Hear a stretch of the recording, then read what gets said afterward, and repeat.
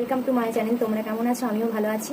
আর আজকে আমি নিয়ে চলে এসেছি এই গরমের মধ্যে বেলের শরবত। তো এই দুটো বেল আছে, এই দুটো বেল আমি এখন ফাটিয়ে কিভাবে শরবত করবো, তো চলো তোমাদেরকে পুরোটাই দেখাবো। ঠিক আছে, আমি এখন বেলগুলো ফাটিয়ে নিই, তারপর কিভাবে আমি বানাবো তোমাদের সাথে পুরোটাই শেয়ার করবো।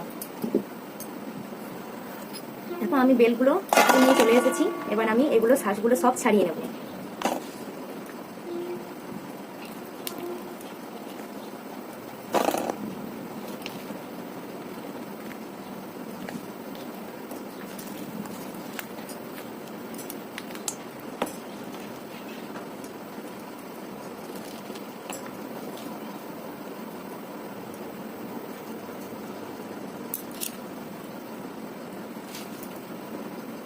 আমি এটা শাঁসগুলো বেলে ছাড়িয়ে নিই, তারপর তোমাদেরকে দেখো আমি বীজগুলো কিন্তু ভালোভাবে শাঁসগুলো ভালোভাবে ছাড়িয়ে নিয়েছি বেলের থেকে। এরপর দেখো আমি ঠান্ডা জল নিয়ে শাঁসগুলোতে দিচ্ছি, যাতে ভালোভাবে যে শাঁসের মধ্যে যে বীজগুলো থাকে আর শুধু শুধু ভাবগুলো থাকে ওইগুলো যাতে বের হয়ে চলে আসে। আর ঠান্ডা জল তোমরা দেবে, তাহলে শরবতটা ঠান্ডা হবে। আমি গরম জল দিইনি, ঠান্ডা জলে দিয়েছি যাতে ঠান্ডাও লাগে। আর ফ্রিজ থেকে বের করে এনে পরে আমি দিয়েছি ঠান্ডা জলটা। আমার এই বোতলে ঠান্ডা জলই ছিল, আর ঠান্ডা জল না দিলে দেখবে খেতেও ভালো লাগবে না। গরমকালের দিনে ঠান্ডা জল না দিলে কি খেতে ভালো লাগে? দেখো আমি ঠান্ডা জল এইভাবে দিয়ে ভালো করে বীজগুলো একসাথে ভালো করে তুলে নিয়েছি, ভালো করে পরিষ্কার করে নিয়েছি একদম, যাতে একটাও মুখের মধ্যে না লাগে এই বীজ আর সুতো সুতো ভাবগুলো।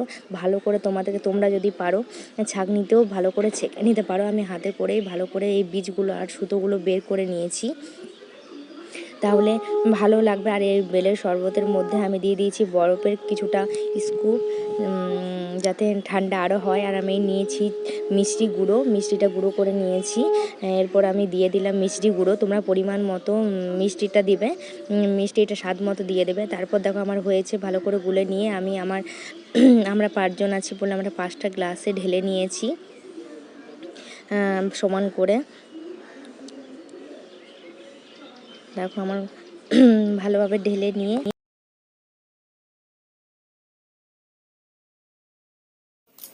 তৈরি হয়ে গেছে আমাদের বেলের শরবত। তো দেখি কেমন লাগে খেতে, বলো কেমন লাগছে? ভালো। তোমাকে বলো কেমন লাগছে। তো তোমরাও এইভাবে বেলের শরবত গরমকালে করে নিতে পারবে। তো আমার ভিডিওটা যদি ভালো লেগে থাকে তো প্লিজ লাইক শেয়ার কমেন্ট করে দিও, আর আমার চ্যানেলটাকে কিন্তু সাবস্ক্রাইব করে দিও। এখনকার মতো টাটা।